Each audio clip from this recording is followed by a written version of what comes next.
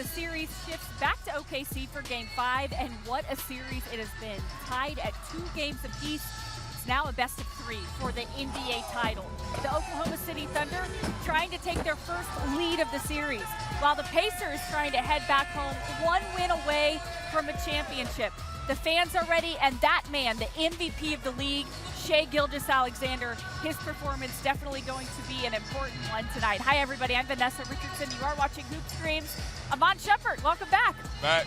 I'm excited. It's getting loud. It is getting loud. Music is on. And we know when the dancing music is on, it means this guy's going to dance. All right, we got Brian Windhorst stopping by, Chiney Ogwumike, and you do not want to miss Shams Charania because Shams has been busy the last couple of days. A lot of drama going around. A lot of drama going around. We got one more thing. There's a ring in the building. Oh yeah, it's show it off. Show it off. It's here. If you ever needed to see it, there it is. What can you tell us about winning that historic ring? We got the 2016 on the side. Show the good people. What else we got? I don't know if they can see that detail right there on the back. You're gonna see diamonds and rubies. You're gonna see the diamonds and the rubies on there. That's awesome. The diamonds, I believe, represent. Yeah, the diamonds represent the losses. But then, if you look closely, the rubies. Ooh. That means the Cavs won. There you go. It's cool. Just cool. Lot of details. And a historic win too. Y'all yeah, a lot of details. A lot of great memories. I don't wear it much. I don't wear it often, but this is a great occasion to have it on. My teammate Richard Jefferson is also wearing his tonight. There you go. Man. Got 2 former Cavs from that championship team in the building. All right, another big storyline for the NBA Finals is always fashion, and for that, we go to our segment. Here we go. Walk it out.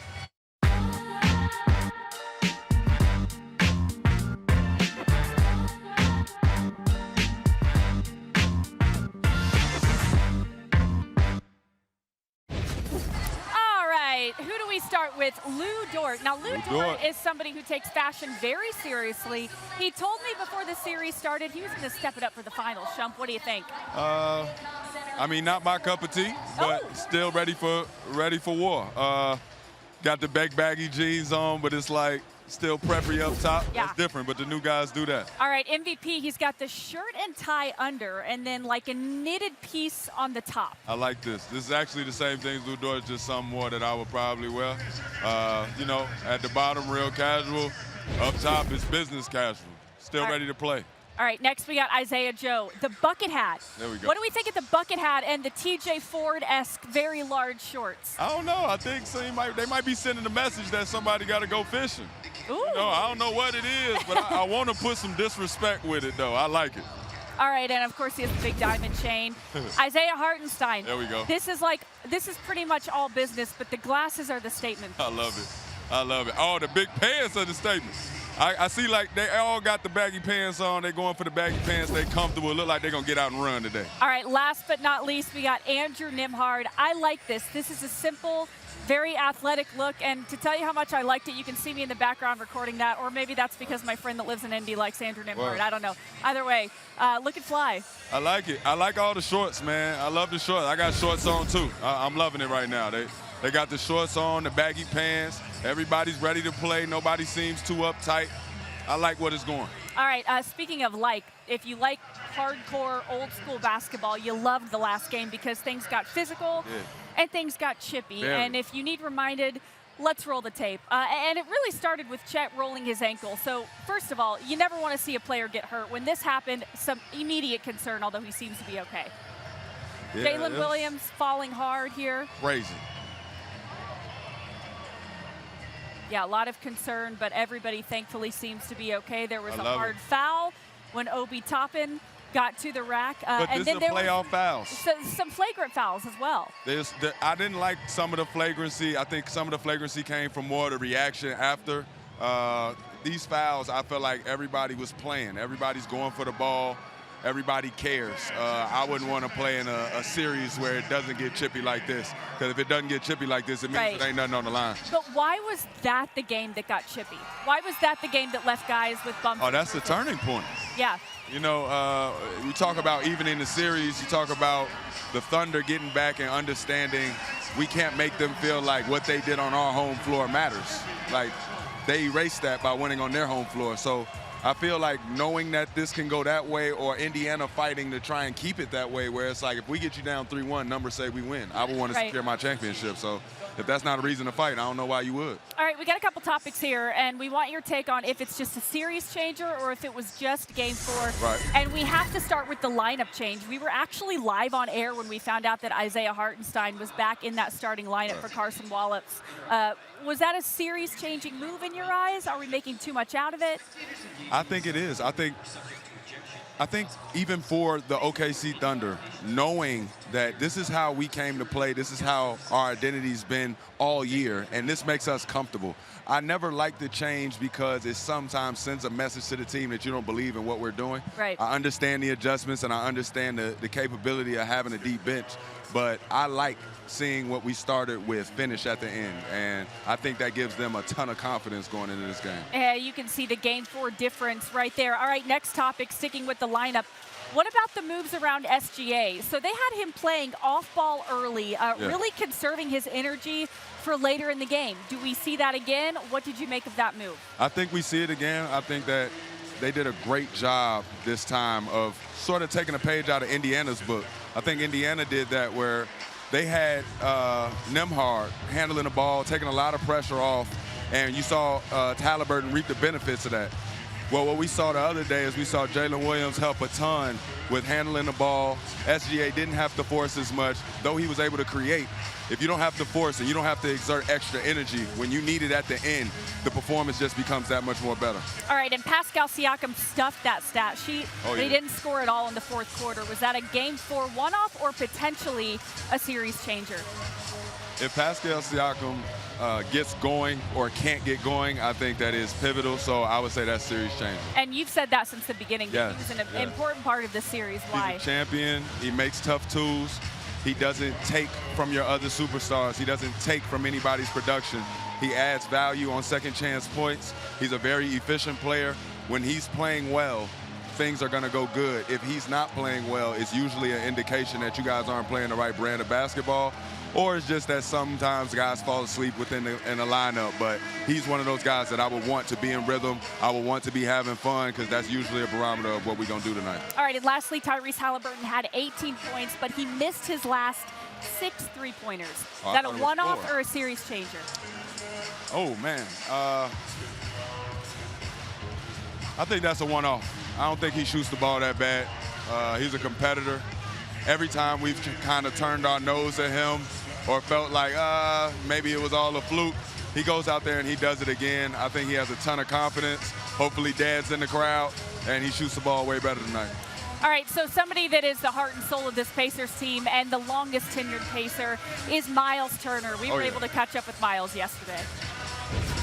Happy to be joined now by the longest tenured Indiana Pacer, Myles Turner. Myles, you were drafted a decade ago. What does it mean to be here in the NBA Finals? It means everything. You know, it's very validating. It's what we do this for, you know, at the end of the day. And, you know, I spent a lot of sleepless nights, a lot of tears, you know, a lot of blood, whatever you want to call it, just to get here. Everybody just encouraging that narrative of they're the underdogs in this, they're the underdogs that. How does it feel now to be here and be looking at 2-2 going into a Game 5? Yeah, well, it's anybody's game, man, and it makes that, I guess, that much more fun, you know, just to come into this and with no expectations. You know, I feel like, you know, pressure's a privilege at this time of the year, and, you know, the only pressure we really feel is pressure we put on ourselves. So it's not that outside media pressure, nothing to be the top dogs, do anything. So being underdogs is cool, man, you know, and I can rock with it. It's you, Chet, Isaiah, like we're bringing the big man back. How much do you like that that's been a huge storyline in the NBA Finals after the game has evolved this much? Yeah, it's a different style of play, you know. I mean, you got guys that can go inside, play outside as well, and, you know, we basketball players, man, it's positionless at the end of the day, and that's what I think is fun about all this, just be able to go out there and just mix it up a little bit, you know, you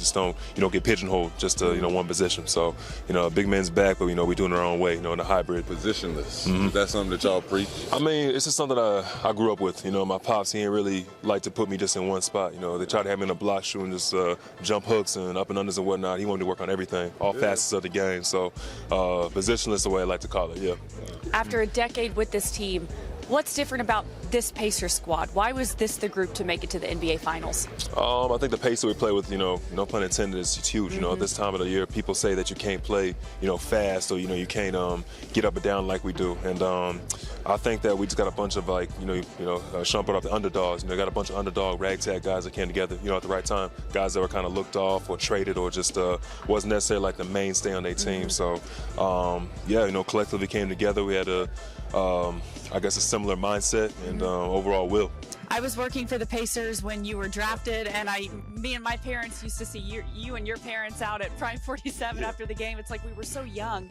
And now I see your mom and dad courtside and your family just soaking this up. How special is it, not just for you, but for your family to be here? It's so full circle, man. I think to be able to be blessed, to be in a two-parent household, it's everything. I have my little sister, my lady, and everybody here support me, who's been here from the jump.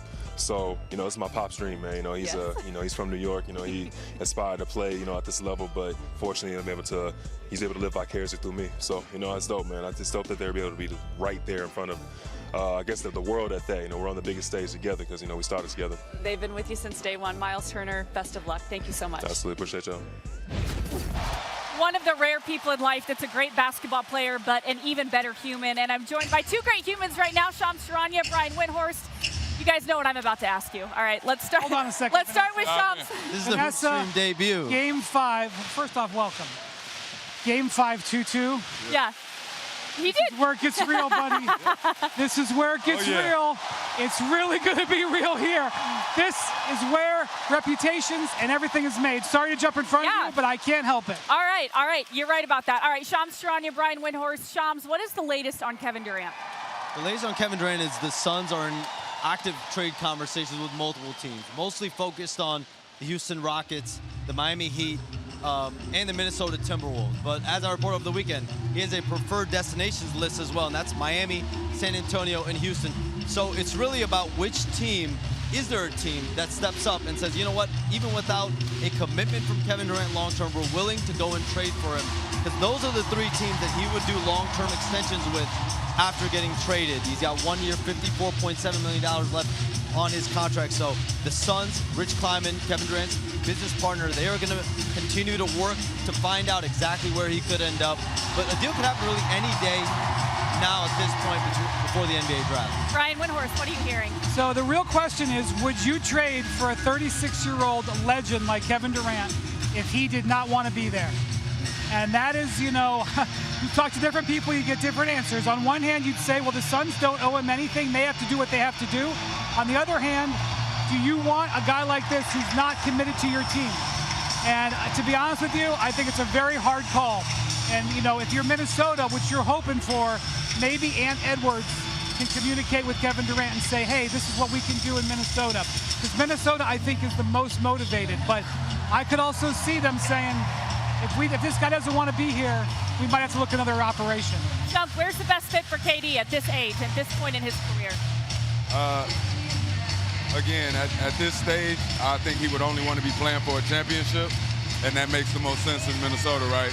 But we're talking about a basketball point. I think that him being in San Antonio and just having that coaching, having that organization behind him, you talk about keeping a guy healthy, you talk about making sure a guy doesn't play too many games, know the ups and downs at the end of the career. I think they just understand it over there. They're professional winners over there, and that's something that he would be a part of. It's also a system that I've seen. Not anybody you could just plug anybody in. So if you plug Kevin Durant in, why not? The problem is, according to Shams, I don't think the Spurs are super engaged right now. So don't mind it. It just, I will say, last time Kevin Durant asked for a trade, he wanted to be in Phoenix really bad. He's given them a list of 3 teams to work with. I think all 3 teams make a lot of sense, feel like if they get Kevin Durant in, they can compete at a higher level. But, the focus right now is Miami, Houston, and Minnesota. We'll see where he ends up. All right, we did get a Shams notification for a blockbuster trade. It wasn't the Kevin Durant one, though. It was Desmond Bane heading to the Orlando Magic. What was the mindset behind this trade, Shams? A few things. One, from a perspective of salary, it's cleaning out the money. Desmond Bane's on a max contract. And the Memphis Grizzlies want to give Jaren Jackson Jr. a massive extension this offseason. And so when you have a player on a max deal like this, if you're feeling like, listen, we need to restructure this team, when you have a team like Orlando feeling like we want to go for it and offer you 4 unprotected first-round picks, they felt like this was a good way to do that. They want to shift more younger, play Jalen Wells, I'm told, more at the 2 guard. And wow, is it loud? It's loud as hell. It is. It is very loud. All right, last but not least, the New York Knicks are in search of a coach. Shams, what are you hearing? And then Wendy, we want your perspective as well. The Knicks are interviewing 2 head coaches this week. Taylor Jenkins, former Grizzlies head coach, as well as Mike Brown, the former Kings head coach. And so they're expected to have their first round of interviews this week. Could have a second round next week, I'm told. But that's really where the focus of this search is right now. Mike Brown has won Coach of the Year 2 different times. He's a quality coach. It would be a great choice. The question really is, have the Knicks completely moved on from all the guys they asked permission on? I think the other teams have moved on completely. Well, they've moved on, but have everybody moved on? That's something to watch. Former New York Knick, who should they hire? Who do you want coaching? Honestly, I always want Jake here, but I understand what's going on. I think Brown's a great coach. I think he gets guys to play for him. He inspires guys. His record wouldn't reflect that otherwise, so I think that's a good option for him. Make sure you got the notifications turned on for this gentleman right here, Shams. Thanks for joining us on Hoop Streams. The debut. All right, you are watching Hoop Streams as we're just moments away from the start of Game 5. This marks the 32nd time that a finals has been 2-2 going into Game 5. The winner of Game 5 has gone on to ultimately prevail in 23 of the 31 previous occasions. Tyrese Haliburton summing things up nicely for us, saying we are both 2 games away. Absolutely anything can happen here. Hey, thanks, Shams. Appreciate you joining us. All right, we got Brian Windhorst, we got Iman Shumpert. Looks like we're going to have Chiney Ogwumike, who is currently getting mic'd up. And both teams have traded punches in 1 close game. Is this the most evenly matched finals, Brian Windhorst, that we've seen in years? And you've covered a lot of finals. They're really, really close. You know, I really thought that whoever would win Game 4 would probably win the series.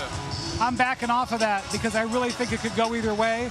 I think both teams have found strategies to bother each other.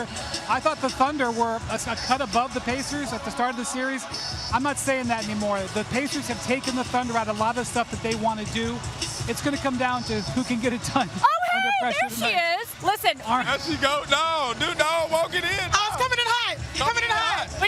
When you're like Shanae and I, and you got the dress jumpsuit situation, it takes a while for them to put all your gear on. But we're happy to be joined as well by Chiney Ogwumike. Tied at 2-2. It feels like really anything can happen in this series. Yeah, as Wendy was saying, the margin of separation we thought when the series started was huge. Now it's smaller because you guys have these 2 teams that are strength on strength. You know, iron sharpens iron. But honestly, the biggest factor that has factored in lately is fatigue. This is now when it comes down to how bad do you want it. We saw Shai Gilgeous-Alexander fatigue, but he dug in. He dug all the way in and eked out 15 out of the last 16 points, the most points we've seen scored in the last 5 minutes of an NBA Finals game in 50 freaking years. So again, it's going to take that type of effort from a star in order to win Game 5. And they had him playing off the ball a lot, you know, almost like conserving his energy. Do you think they'll do that again tonight? I think you have to. I think that it was wonderful to see Jalen Williams do as much as he did, but you talk about the Thunder just moving the ball on the perimeter, shopping for shots without having to get the direct assist. We saw a lot of hockey assists. We saw a lot of guys putting guys in the right position for 1-2 dribble pull-ups here and there. You don't get the stat on it, but I like the way they played. I thought it would bother me not seeing them have as many assists, but I feel like they put guys in position to be successful. They got out of guys' way. They spaced the floor extremely well, and I think they made winning plays. At the end of the game, sometimes it just comes down to what you said. Who wants it and who doesn't? Who's in shape and who got in shape last summer, not now. When you look at strategy tonight, when you watch to see if the Thunder go back to having Jalen Williams play point guard, watch for the Pacers to start trying to apply pressure to Jalen Williams. Their strategy was to apply pressure to the point guard. They thought that was going to be Shai. It turned out for 3 quarters it was Jalen Williams. Look to see, he's not a he can play point guard, but he's not point guard first. So watch tonight if the Pacers' adjustment is to try to make Jalen Williams uncomfortable. Game 4 got super physical, super chippy. Oh, yeah. Do we think physicality is going to play a role in this series moving on, Shanae? Yeah, absolutely. I feel like, again, how bad do you want it? It's going to come down to the nitty-gritty, diving on the floor for loose balls, getting steals, getting deflections. And again, yeah, these are two teams that are known for keeping their composure no matter what the score. We know no lead is safe. But at this point, yeah, it's going to be harder because these baskets are harder to come by. So again, I expect the physicality to go all the way up. We also know there are a lot of foul calls on both sides. We'll see what that factors in because some coaches made their thoughts known about the officiating. So we'll see if that plays into effect as well. This is the same crew that we had in Game 1, where we saw some interesting calls down the stretch, including a lane violation that the Thunder are not yet over. I like that word, free throw. interesting, that very diplomatic word that you used there. Without a doubt, I think that the physicality continues to go up. I think that just like we're watching at home, I think the refs want to see it too. We want to see you impose your will. Nobody wants to see the refs decide the game. I'm sorry. So at the end of the day, the physicality is going to go up. The trash talk is going to go up. It's more on the line. It's getting cagey in here. I'm getting hot. I got shorts on. We good. If they need me, I'll get out there. And my friend, I really like that you said that because one of my favorite plays was the quote-unquote push-off by SGA. Now, he kept it within his range, right? But those are the type of plays you saw Jordan make in the finals. Without a doubt. You see Kobe make in the finals. Yeah. That physicality that not only you take, but also the one you initiate, that is the separator. This guy is not afraid to mix it up. He gets fouled a lot. He knows how to get you to, wait for them to steal them cookies. He's just waiting and lurking. He has so many options when the game is not going his way to still be productive. I mean, y'all, he has 607 points so far this postseason. Unreal. The next most player has 200 less. Pascal Siakam, number 4 for the Pacers out of any Pacer. He has had an extremely dominating postseason run. What do you need to see from Tyrese Haliburton tonight? Same thing. I never want to see him get outside of his game. He has one of those games that is so good to watch when he's playing the right way. He pushes the ball, just continue to stay on that defensive rebound. Make sure that you're pushing that thing out there. Making sure you having that pitch ahead pass, getting the guys out there, keeping them honest on the wing, keeping guys honest up the floor, and then at the end of the game, making sure you get 2 feet in the paint before you make a decision. I think he's so dangerous when he does that, but it also puts him in position to get fouled. If you're missing your shot and you can't get fouled, it could be a long night, and that's what happens to him all the time. Two numbers to pay attention to. 111 and 20. 111, when the Pacers score 111 points, they're 14-0 in the playoffs. When they score less than that, they're 0-6. For some reason, that is what they need to achieve, and if you achieve it throughout the whole game. The second is 20. 20 points for Tyrese Haliburton, they win. It just happens. In the last game, Haliburton had 18. They lost. Yeah. In the last game, they had 106. The Thunder had 111. If they got to 111, they would have got at least overtime. So those two numbers, watch how those go. Watch what the pace is early in the game. There's a third number, though. Wendy, you know I'm the numbers girl. Men lie, women lie occasionally. Numbers don't. 11. Whenever Tyrese Haliburton has 11 assists, they're 9-0 this postseason. Exactly. And like you said, Shump, it's so true. When he gets his 2 feet in the paint, he was 5 for 6 in the paint last game. That's an area where he can eat, and then he can rely on his 3-point shot. But yeah, those numbers never lie, y'all. Who needs a bigger bounce back game, Tyrese or Pascal Siakam? He went a little quiet in the fourth quarter. Pascal Siakam, without a doubt. I don't expect his production to ever drop off. If I'm any guy on that bench, if I'm any guy within that coaching staff, I'm thinking what I'm getting out of Pascal Siakam is going to be consistent every game. And not just consistent when I talk about the numbers at the end for the box score. I'm talking about your end game. I'm talking about being able to make sure that we're doing out-of-bounds plays correctly. We should be setting up our shell. Our defensive principles should be on point, all because of your leadership. Even if you don't play the greatest, I think you should clean up all the boards. I think you should always have loose ball. Any type of effort play that's out there, I feel like he should get it. He's one of those type of players. Is Chet Holmgren kind of one of the X factors in this series? For sure. You know, he was able to save his energy for the fourth quarter as well. The defense he was able to play, switching out onto the perimeter, switching out onto Haliburton at the end of Game 4. Typically, you would think this is a matchup the Pacers would like. Holmgren said, no, I'm not going to let it happen.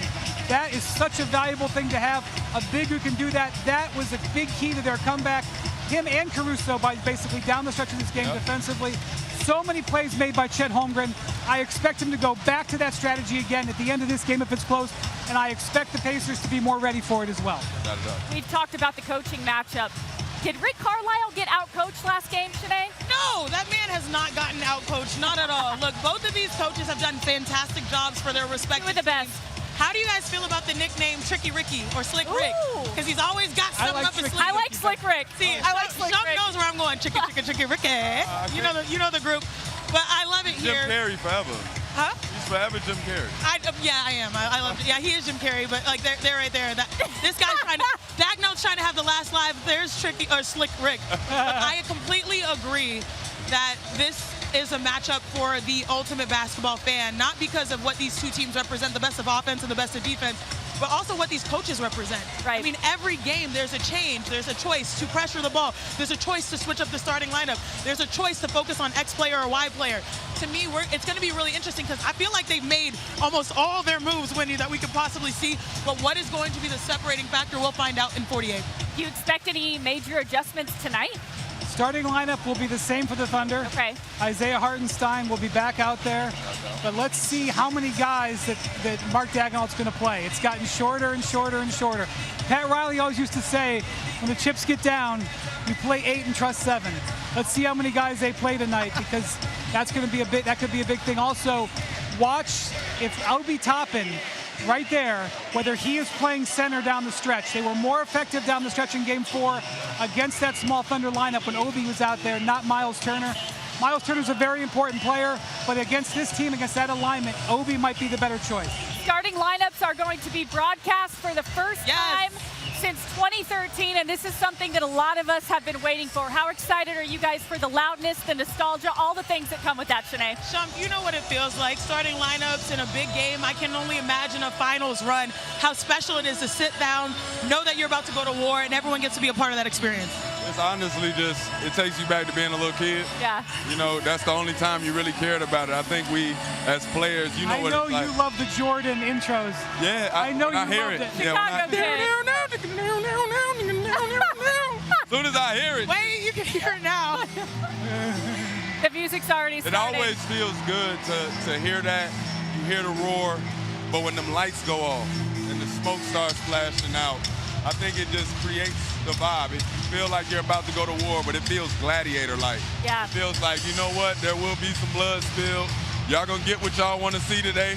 Everybody go ahead, stand up, wave the towels around. We're not gonna acknowledge you, but we feel it. We hear, but it locks you in. Both Paycom and Gamebridge are very loyal, loud fans, and both fan bases wear the shirts.